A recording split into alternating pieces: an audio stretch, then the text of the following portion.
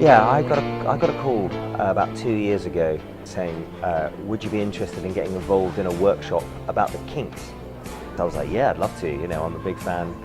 I think Ray went to producers and decided that he wanted to try and tell this story, and Joe was brought in, and Joe Pennell has done a really remarkable job. And I think he went and started talking to Ray probably about 3, maybe 4 years ago.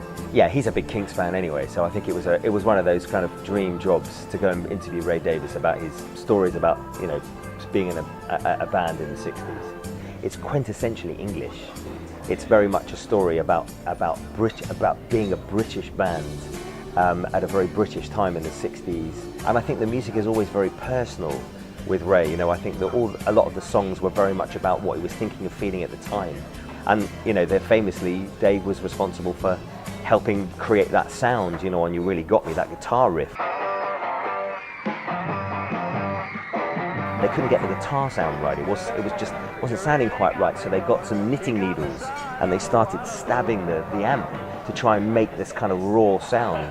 And apparently they kind of trashed this amp, and then suddenly, as they played that guitar riff, it was suddenly right. A Sunny Afternoon was #1 when England won the World Cup.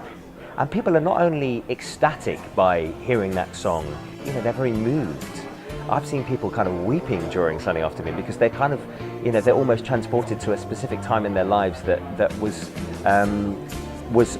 potentially something that they'll never go through again. And yeah, I think it's very much a quintessentially English piece, and it really is a love story as much to being British as it is to writing songs and being in a pop band.